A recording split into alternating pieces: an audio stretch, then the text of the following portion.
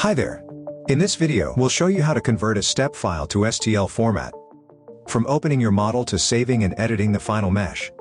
Step files are commonly used for CAD design, while STL is perfect for 3D printing and visualization. Converting between them quickly and accurately is essential, and that's where MeshInspector comes in. We'll use the full web version to convert a 3D step file to STL with our software. This walkthrough covers all the essential converter features along with advanced mesh processing settings. Step 1.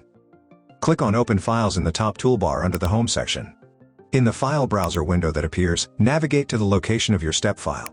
Select the file and upload it into MeshInspector. Step 2. Once the file is opened, MeshInspector displays your object as a mesh. You can now freely preview and examine it in the 3D viewer. To rotate, click and hold the left mouse button, or use one finger on a touchpad and move it. To pan, press and hold the right mouse button, or use two fingers on a touchpad and slide. To zoom, scroll the mouse wheel, or pinch on a touchpad. To tilt, hold Ctrl and move with the left mouse button or use one finger on a touchpad. Step 3.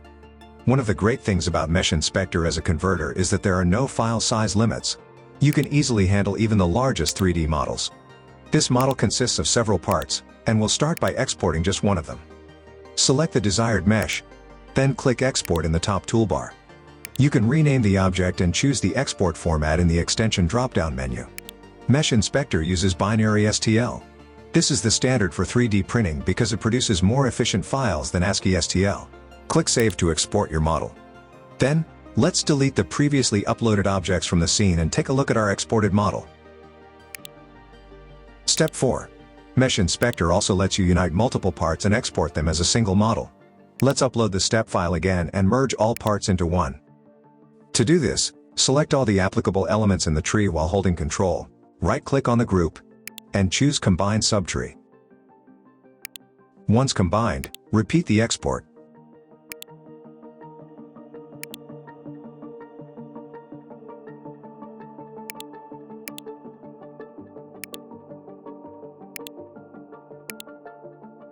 After conversion, you may want to check the deliverables for quality.